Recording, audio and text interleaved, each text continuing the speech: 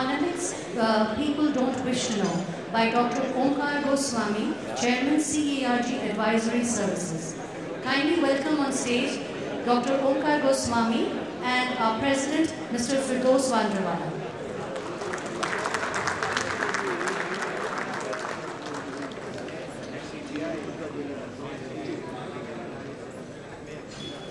May I request Mr. Firdose Vandrevala to kindly conduct the session.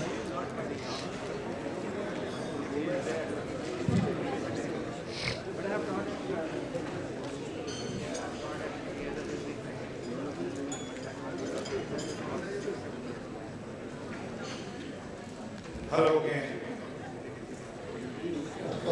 Dr. Omkar Goswami, Chairman CERG Advisory Services, distinguished guests. It is my pleasure again to welcome you to a special session with the renowned economist, Dr. Omkar Goswami. Earlier we talked about chairman and presidents. Today we are in the first session. This session is about an economist. Now, they are a different type. And I'm reminded of a story where three guys were stuck in an island. And there was no water, lots of water, but all salt sea water. And they had tons and tons of Coke cans. Several days, they were dying of thirst. And they said, we've got so much of salt water around us and so much of Coke with us, and we're still thirsty. Something is wrong. What are we going to do? So one of them was a physicist. He says, all life's problems can be solved by physics. He says, I've got this magnifying glass and I'm going to concentrate the rays of the sun on this can of Coke. It'll puncture a hole and we've got enough Coke to last us for months. No problem. So there he stood with his magnifying glass trying to punch a hole. Nothing happened. The second guy was a chemical engineer. Chemical engineer said physics is all bunk. Chemistry is the solution to life's problems. You see all this salt water around us? I'm going to dangle this can of Coke in the water till it corrodes and then we can puncture a hole easily and drink water, Coke. No problem. So he dangles, nothing happens. Then the third fellow is relaxing. Then he said, Bhaiya, tu to pachkar. You're an economist, solve the problem. So what is the problem? Assume there's a can opener. So most economists start with an assumption about the market, which is not valid. I'm glad to present to you one economist who doesn't make those assumptions. I'm sure it's going to be a very interesting session. Dr. Goswami, a very special warm welcome to you and thank you for agreeing to be with us today. Ladies and gentlemen, the subject of this session is an unusual one. Usually the framing of a discussion is around what people want to know and hear. However, this subject, this session, is about economic facts and thoughts that perhaps you don't wish to know. This session is about a reality check, which is important if the economy is to have the strength and the sustainability we desire. The Indian economy has seen good days and bad ones too, since it was liberalized more than 2 decades ago. Every time economic growth has built momentum, it has slipped back, as it has failed to withstand the cyclical stresses because we overlooked the chinks in its basic structure. Having opened to the world, India's economic growth has accelerated, but it has also become vulnerable to the economic and political events. At home, the spikes in growth have been followed by resistance for those who have not gained as much as the growth as some others. Also, though India has become a leading adopter of new technologies, vast swaths of manufacturing and agriculture remain trapped in the past. These are just a few of the challenges to India's economic robustness. And I would now leave it to Dr. Goswami to tell us the things that we do not want to hear. A professional economist, he has been a consultant to the World Bank, the International Monetary Fund, the Organization for Economic Cooperation and Development, and the Asian Development Bank, and was also the chief economist at the CII. A distinguished academic and researcher, he has taught at many renowned institutes, including the Delhi School of Economics, JNU, Oxford, Tufts, Rutgers, and the Indian Statistical Institute. An outstanding analyst and commentator, he has been the editor of a leading business magazine and a popular guest speaker and writer in economic media. A respected expert on economic affairs, he is a member of the board of several leading Indian companies and he has founded a consulting company, CERG Advisory. Ladies and gentlemen, I present to you an economist and my friend, Dr. Goswami.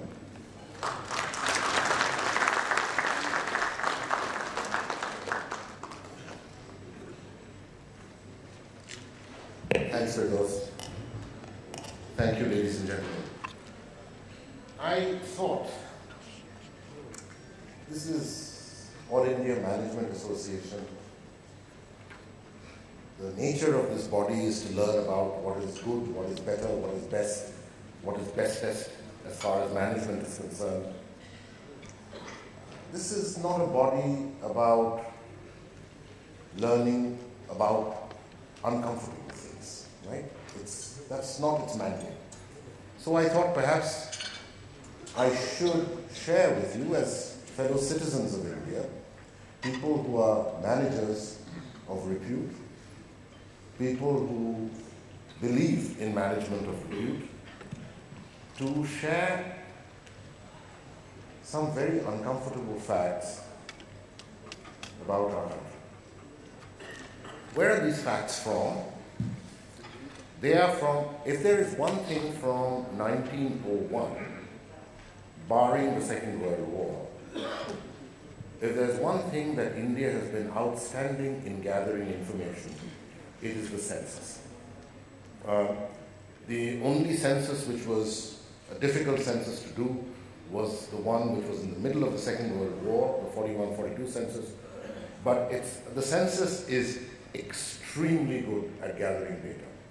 So what I'm going to share with you is facts, comparable facts, culled out of two very important censuses, the Census of India 2001 and the Census of India 2011. I will, in most part, focus on the 2011 census because it's the most recent one. And once I will compare something with 2008. So the data is really sound. It's not about questioning where you've got the data from. And the facts are worrisome. So let me just tell you what we are talking about. There are, in India in 2011, there were 247 million households. So, because there are two ways of doing the census, both are done. One is to do a head count of people according to what they do, ages and everything, and the other is also how many households there are. So the people come from a household, so how many households? So there were 247 million households. Not surprisingly, the vast majority, 68% of them, were in rural India and 32% in urban. So that sets the stage. It's a very large sample. The data is outstandingly good. A colleague of mine, Vishal Moore, and I have spent many man-months going through the data, both for 2001 and 11, and I have no issue with the data. So, the question is this: what is it that these households did not have? That's the question. So let's look at houses are houses, so let's look at roofs and walls, right? 93 million households in India. You can multiply that by 4.5 and you'll get the number of people, right? 93 million households did not have a wall made of proper brick or even stone packed with mortar or concrete. That accounted for almost 38% of the households in India.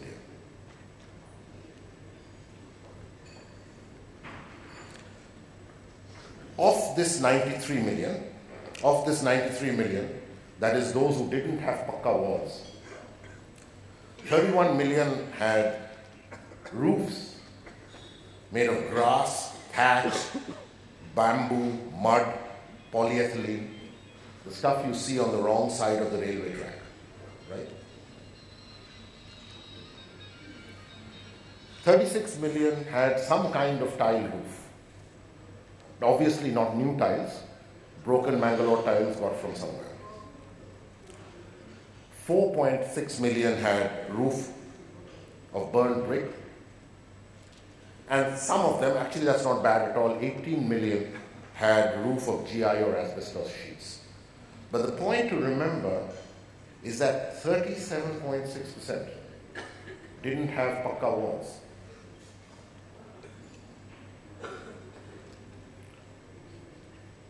Now in rural India, of that 93 million that we talked about, 80 million of that 93 million were rural Indian households without pakka walls.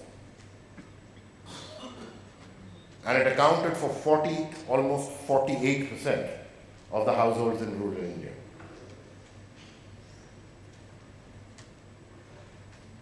I'll go through these numbers quickly. So, out of those 80 million households, 80 is a subset of the 93 for all of India. 28 million had grass and thatch. And again, 17 out of those 18 million that you saw in all India had GI sheets. So that's lack of pakka walls. Now, let's go through drinking water. First all India and then rural. 132 million households. Over 53% of households in India do not get or did not get in 2011 a supply of drinking water in their premises. 53.4%.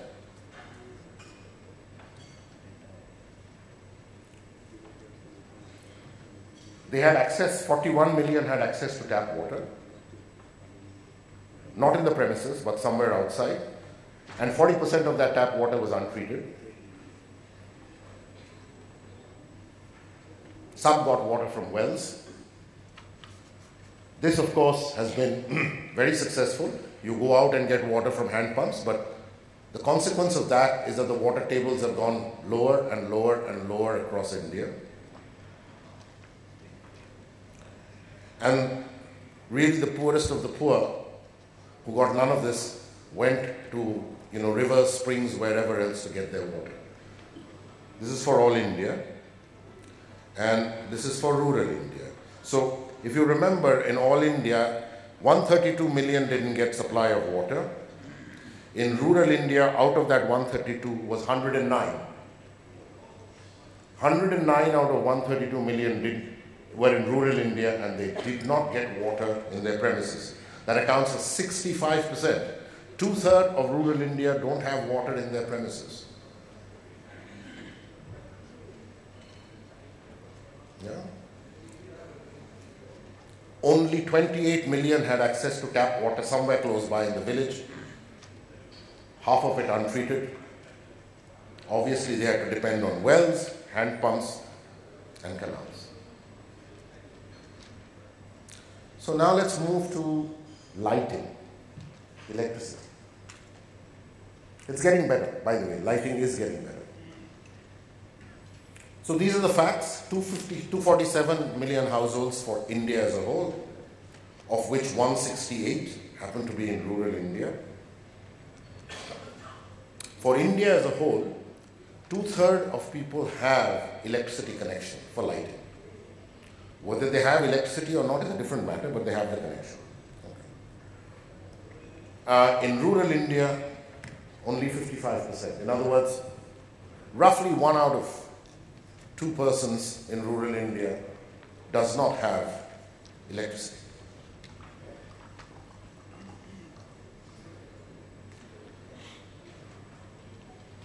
31% of India as a whole do not have electricity.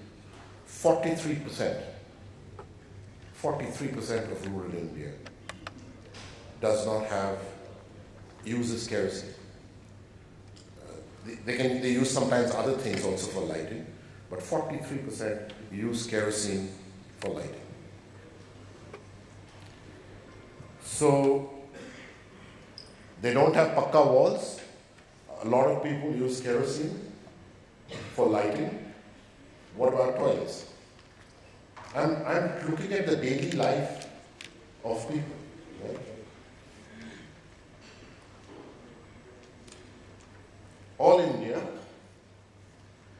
53% of households across India, 53%, more than 1 out of 2, did not have a toilet in their premise. And 123 million were in the world of open defecation, 2011. In rural India, 69%, almost 70%. 7 out of 10 people didn't have a toilet in their premise. And out of that 123 million for all India, 113 million were in rural India who were in open defecation. So that's about toilets. How do you bathe? By the way, all this is happening in a country which has one of the most spectacular mobile penetrations that you've seen anywhere in the world. I want to share a story with you before I get to how you bathe, which is on the way from,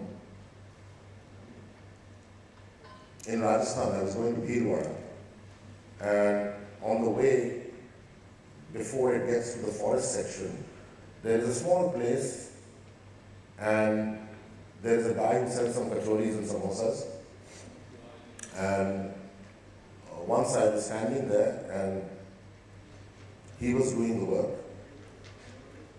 and his wife was sitting on the charpai with 3 kids playing around. All 3 kids had terrible malnutrition, the sign of which was they had bloated stomachs and red hair.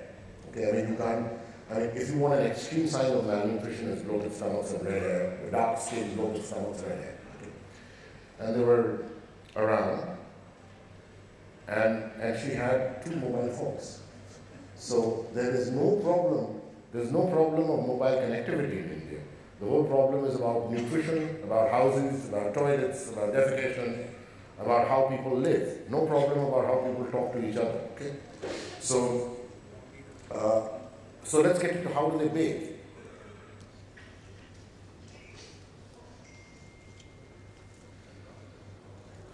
Forty-two percent of India, urban and rural, bathe outside their homes.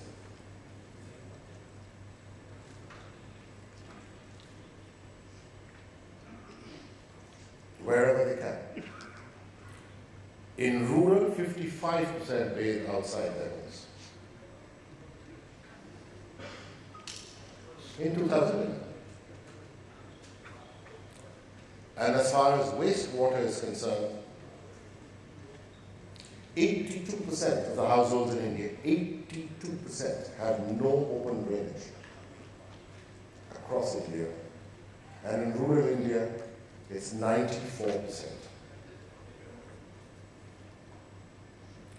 So now, what has changed? So I'm going to share something with you. This is the one where I will, let me put it up, where I'm compared 2001 with 2011. I just put both up. Let me explain. Each of this is a district of India. All these indicators that I talked, there are 11 such indicators that you can very clearly get. This is called the census. In both the censuses, it's called the HCs, H for households. So you can get the data from the HCs, and these are comparable indicators. Okay? And there are 11 sites, including, do you have a mobile phone? How do you move from point A to point B? Do you have a bicycle? Do you have a motorcycle? Or do you have no public transport? Etc., etc. Do you have a bank account or a post office account? Plus the quality of the house, water, etc.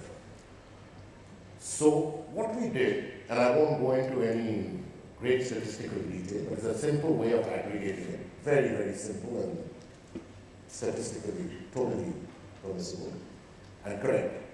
We aggregated and then ranked each district from being the most prosperous in terms of having the maximum of these things to the ones that were least prosperous, which is having the minimum of those things. Okay?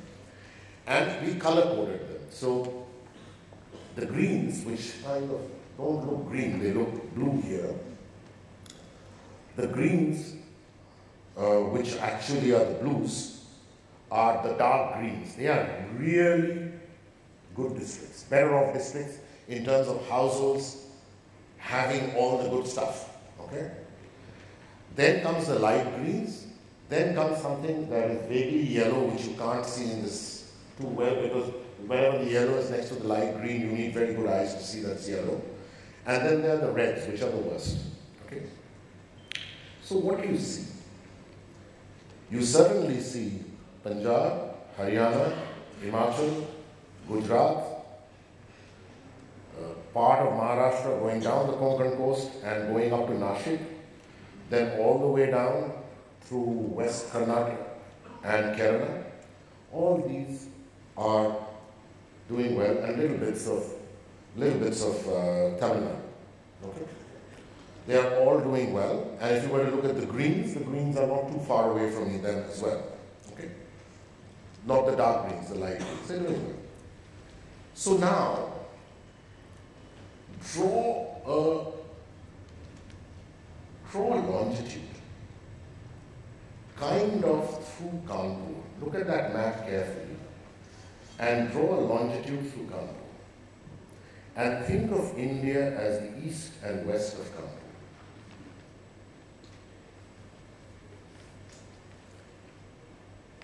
You will see that the maximum number of districts that are in red happen to be in the east of Kanpur. So it's Chhattisgarh, it's Jharkhand, it's parts of Orissa, it is Bihar, all of that, and parts of Lower Assam. You will also see that very little has changed. In fact, if anything, there's been a little more of a spread in 2011 than 2001. You will also realize that more than 4/5 of those red districts are run by Maoists. And you will know why they have the popularity that they do. You will also know that each one of these districts either belong to a state that has no state administration, and even if the state had some administration, believe you me, the districts have no district administration and haven't had it for 30 years. You will also know why, when you're told in the budget, quite correctly, that 3 times the money is being put into infrastructure, into places such as this, you will also know why that money never reaches. And you will also know that this is the source of the greatest challenge of Indian polity, the greatest shame, and the greatest challenge of governance. Because unless this part of India can be brought, you cannot have the unity of a country going forward in the way we want. And finally, literacy. Everyone knows that at least 1 million people are joining, whether they get jobs or not, are old enough to join the workforce every month. 1 million. Everyone talks about demographic dividend, right? Whenever, I promise you, whenever I go abroad, I talk about demographic dividend because it's a patriotic thing, right? And we know that it's a young country and 1 million people at least are joining the workforce, so 12 million, right? So how literate are we? In today's world, where things are changing like that, how literate are these people? So, this is for all ages. 37% of people in India are illiterate across all ages. We won't start with childbirth, you start from the age of literacy. Okay?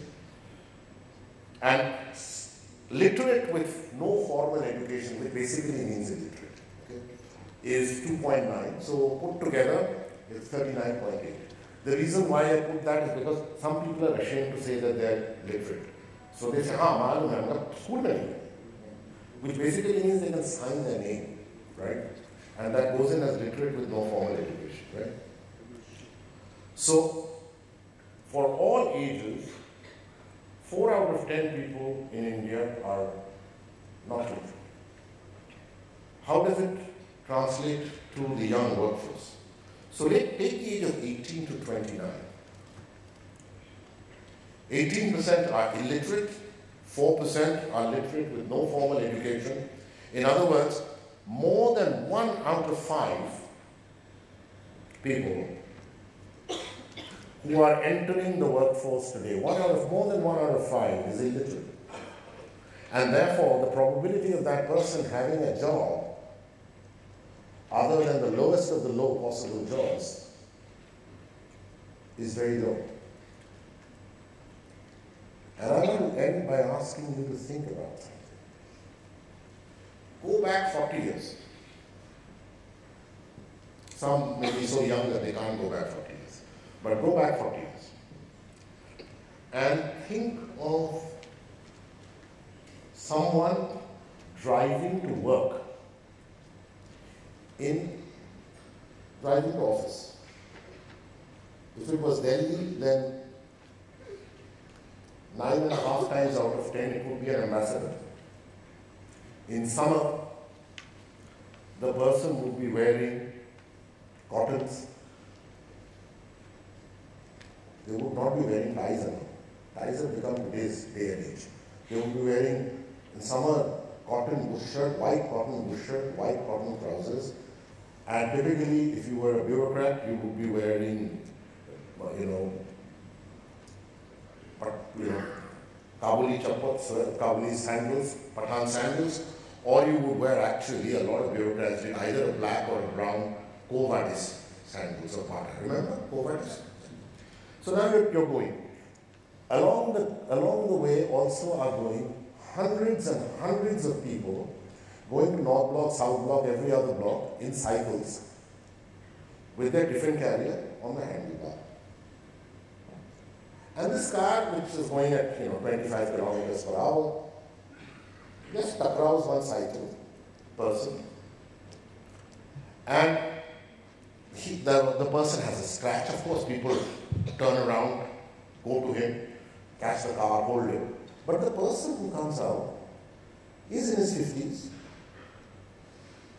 is wearing white bush shirt, white trouser, Kovadis, actually can speak better Hindi than a person of today. And yes, there is anger, but there is not that much obvious difference. There's not that much obvious difference, and things can be settled. Today, change it to an Audi, a Merc, a BMW. Change it to a guy who comes out wearing a very fancy clothes and very nice aftershave. Create the same accident, and you'll see a very different person, even though the cyclist family has become much better off than before. It is an India that wishes entitlements, that wishes jobs, that wishes to go ahead, but where it's not happening. So, it's my last slide. And if we wake up, what do we do then? I thought perhaps all your guys are managers, I'm just an economist, maybe you need to think about it. Thank you.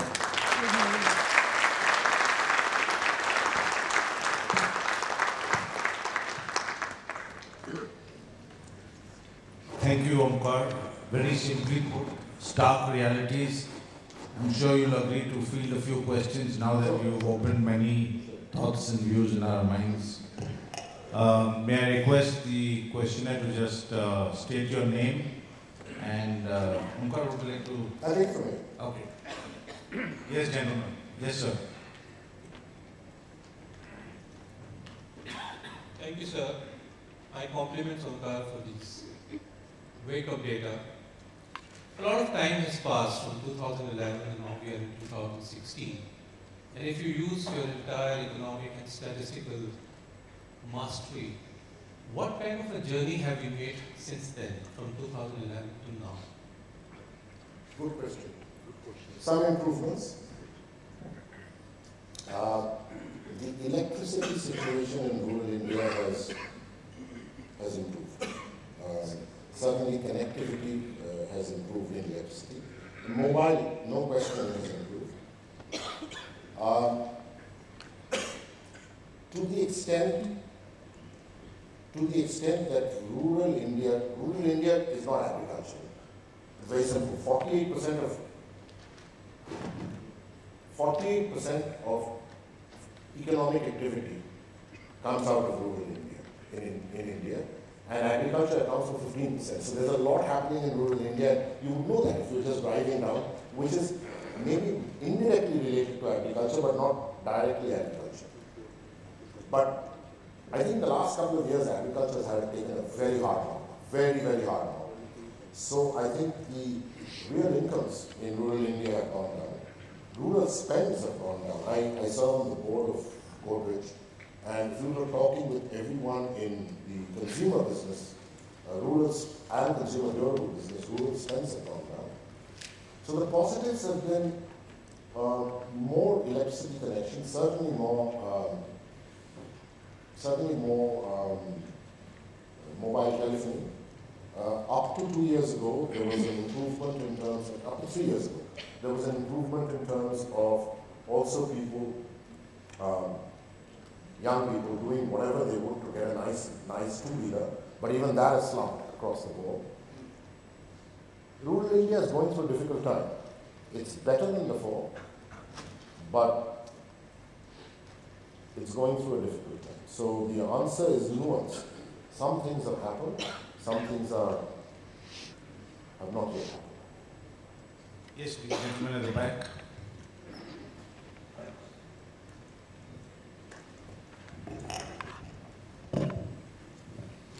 Sir, this is Shubham Basu. In your comparison maps between 2001 and 2011, I saw a dark green shade in the Jammu Kashmir region change to a yellow shade. So just was wondering, is there something retro that happened in that region? Unless I really look at the data, I can't. And I'm not even sure whether it was that, because you were seeing it here, right? I can open up and see, but I don't think, I have to look at each of the districts in detail. I wouldn't worry too much about a dark green going to a light green. There are not much changes. If a dark green went to a red, which never happens, I would be worried. Yes, please.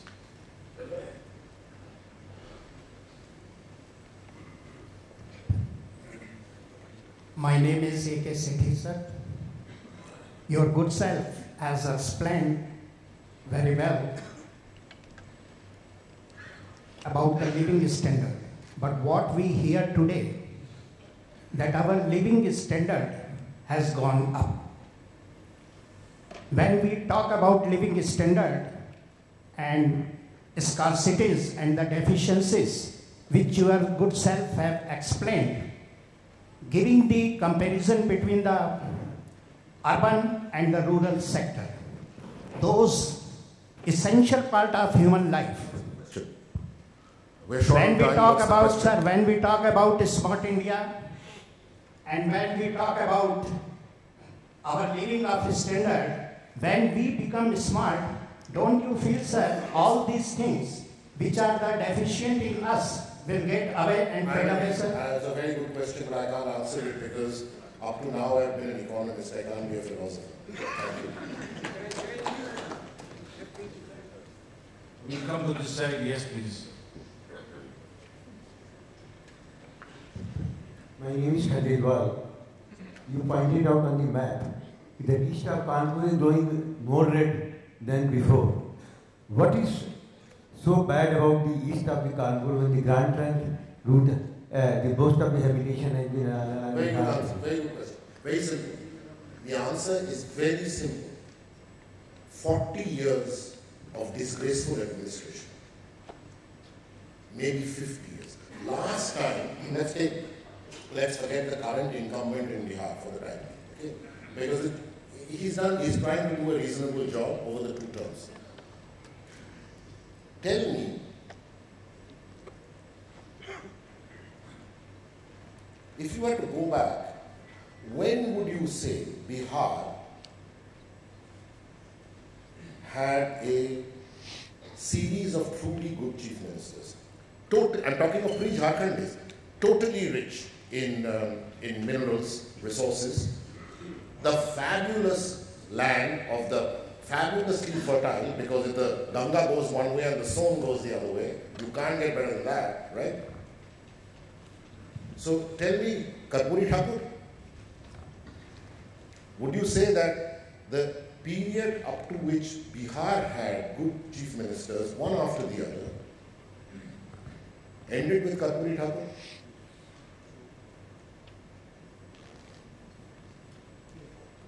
So we have had, you know, you should go to some of these places. I go often. There is no district administration. If you went to Palamur, beautiful place in Jharkhand, on the right-hand side of the Grand Trunk Road as you're going towards Calcutta, go to Palamur. There is no administration. Nothing. You go to Hazaribagh, there's no administration. So if you have 40 years of no administration, in any case, their political voice also was relatively less. Then, first, because your political voice was relatively less compared to, say, central and western UP, compared to the Malwa regions of Madhya Pradesh, compared to the canal colonies of Rajasthan, compared to Punjab, right? Compared to certain parts of Maharashtra. The allocations were less to begin with.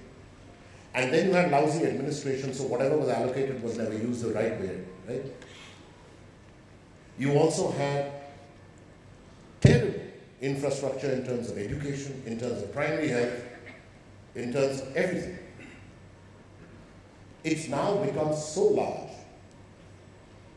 that this is, forget everything else. This is the number one national requirement. And this requirement is a requirement of 3 decades without fail. If we start today, 2 decades or 2.5 decades down the line, you will see the benefits. But if we don't start today, we will have absolutely banished 2 more generations coming out from that. Sorry, sir, one question. That's what you have. Sir, do we need to reestablish boundaries of the state? No. That doesn't change the reality. Okay. Yes, please. I'm Lakshmi Kumar. I'm the author of the book Inspiring Leadership and Management in 21st Century. My question is, now this Swachh Abhiyan, it is going for the last it is going to be over in May 2 years. After every 15 minutes, publicity is being given. Now 54 ministries will be involved in this publicity. But what is the execution level? In our capital, our hometown, there is no Swachh. We don't see any Swachh. So you answered the question. No, it depends on the execution. It depends upon the You asked the execution. question and you answered it It quite depends well. upon the execution. If you don't make the employees properly, everybody cannot make this cleaning. Publicity is not enough. By giving publicity and all these things in the TV, all these things, it will not be solving You know problems. something, I don't even want to get into this. I just tell you very simply. It's one thing to have a jhadu and have pictures taken. It is entirely different thing to understand the logistics. The logistics of garbage creation and garbage disposal. It is a very, very complicated thing. It requires mechanization like nothing on earth. It requires local participation like nothing on earth. It is not a joke. And if one has to take this as an important thing, or if making of toilets, properly run toilets in rural India is an important thing, then this is not a CSR activity, it is not a joke. Okay? It has to be taken very, very seriously. I mean, I would ask each one of you to go and on the net there's enough on the logistics of garbage. Standing with a jharu, all of us, we can all do it outside, and each of us will give an impression that, my God, we've cleaned up the city, right? Yeah. Yes, sir. Mr. Goswami, I'm Ashok Kapoor. I've been in the government and now with the Institute of Directors. I must compliment you. This is really a wake-up call. But I'd like to share my perspective as an administrator. Which state were you in? I was in West Bengal. In West Bengal. Relatively, so to begin with, for all its difficulties, a better run state as far as the power of the administration was concerned. Yes, correct. I would throw back to the early 60s and late 50s, when Mr. Naipaul, the Nobel Prize winner, toured large parts of India and wrote An Area of Darkness. Some of his statistics were shocking, that in many of the rural areas there was no household with pakka walls or pakka roofs. This is late 50s, early 60s. Mr. Naipaul comes back again in the early 21st century. 1 million mutinies now, he has a Nobel Prize. And his analysis is that in large parts of India there is a, quote unquote, a revolution in slow motion.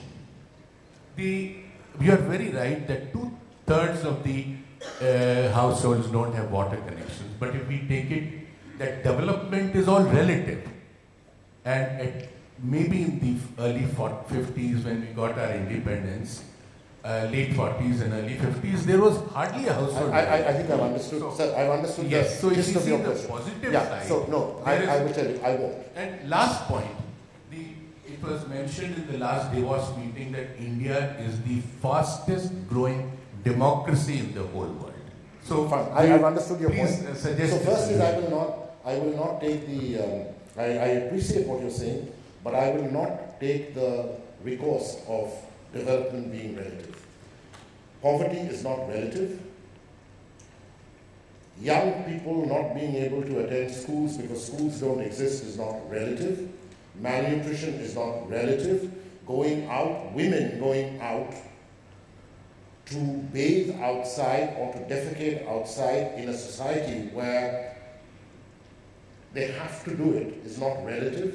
None of this is relative. Yes, we've gotten better compared to 1950. But bloody well we should have, right? It's not relative. And most importantly, sir, it's not relative because the voice of the people are not relative. The voice of the people in the time of the early days of Babu Jagjeevan Ram, you would have a situation in his constituency where people would accept, right? People don't accept anymore. Today, I tell you what we have, and this is very important to understand in India, what makes India survive and what makes India potentially explosive. We are a nation of so many languages, so many cultures, living in simultaneously in different geographies and different histories, right? The only thing that keeps us going as a nation is the untrammeled right of voice. That is like the valve of our pressure cooker that lets things out.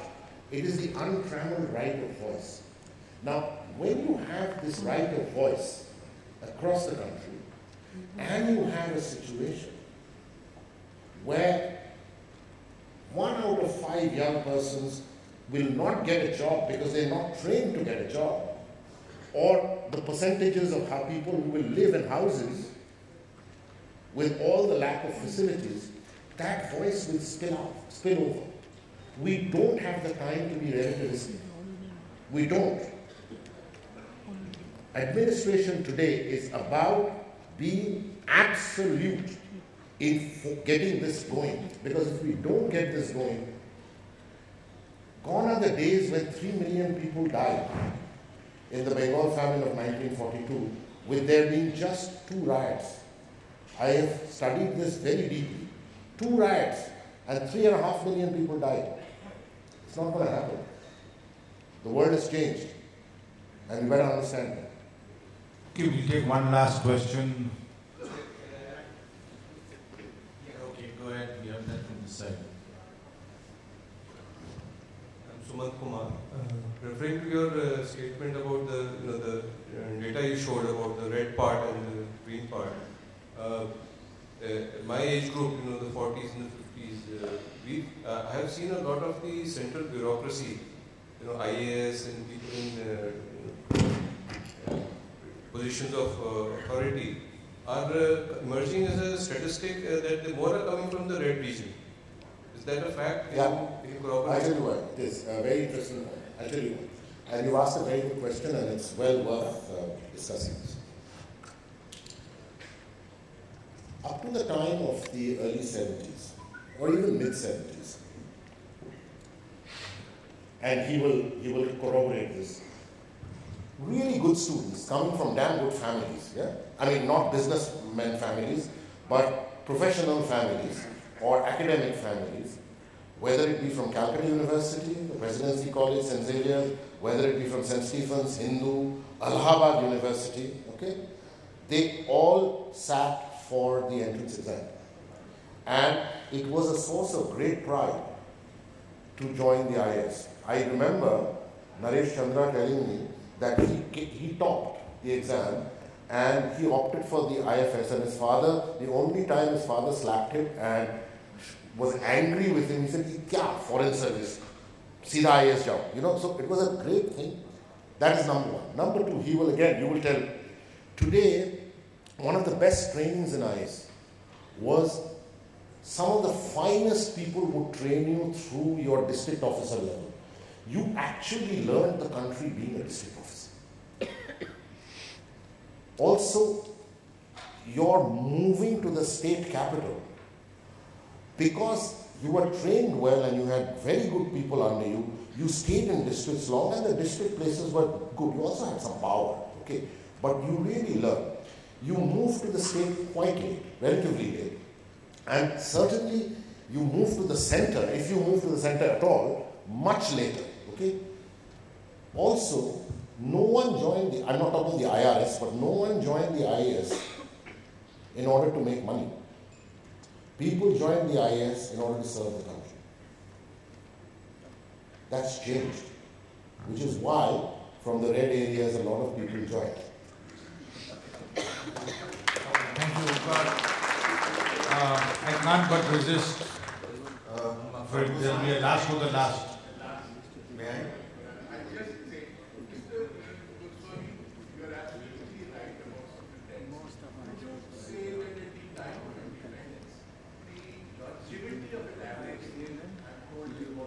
Improved hugely, has it? Improved enormously. Yeah, absolutely.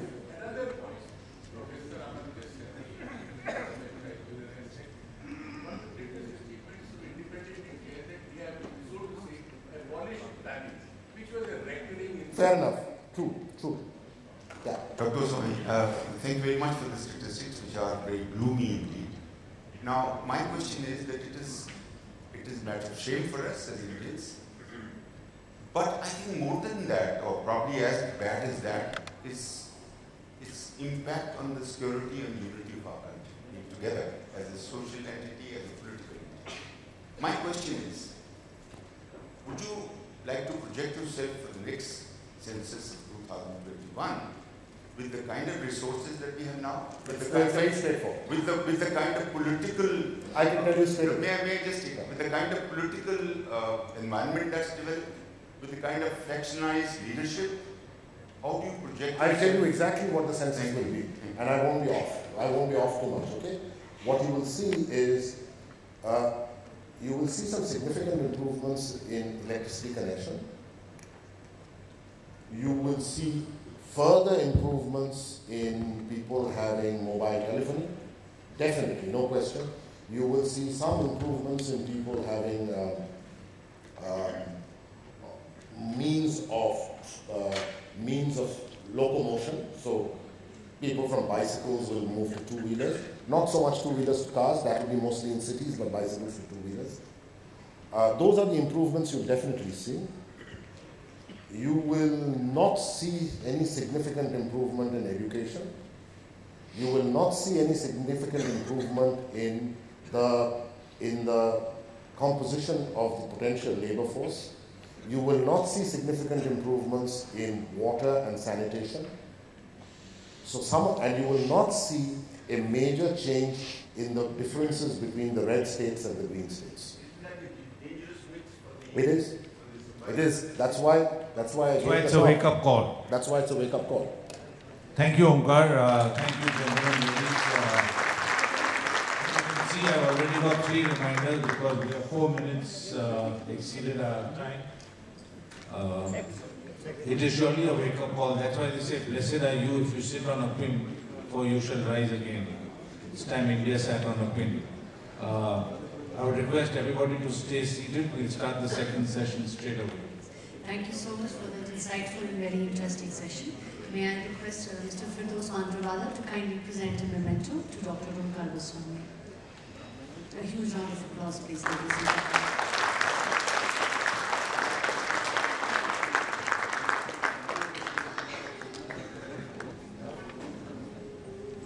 We will now immediately start with the next session.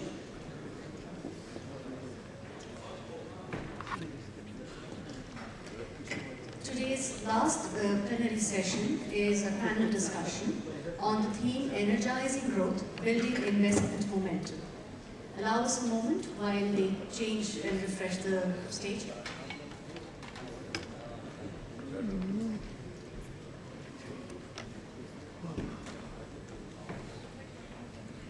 Would request you all to kindly remain seated, please. The next session promises to be equally interesting.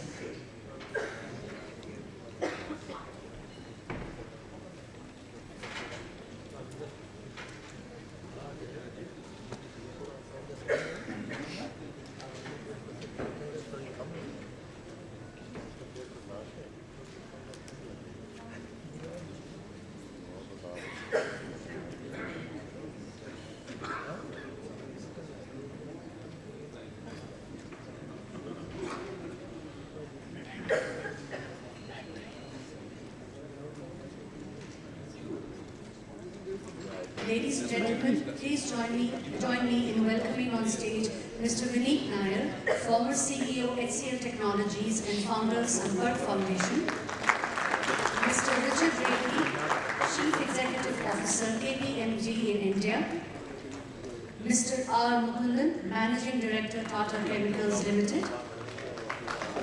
Today's discussions will be moderated by Mr. Pranjal Sharma, post the appointment Z Network. May I now request Mr. Pranjal Sharma to kindly conduct the session.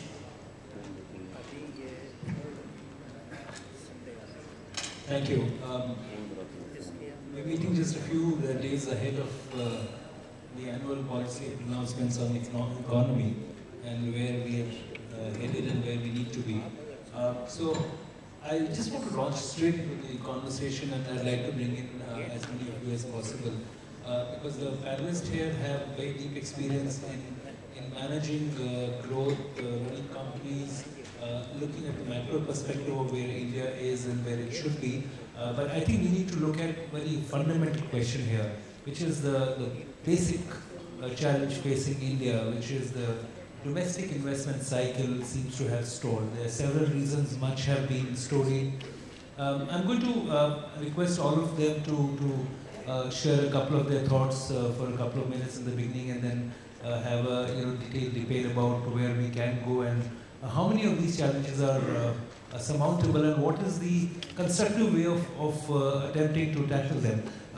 Let me begin by requesting Vineet and asking him about where we are. Vineet, we've seen a lot of optimism, but the challenge is that fresh investment is not taking place.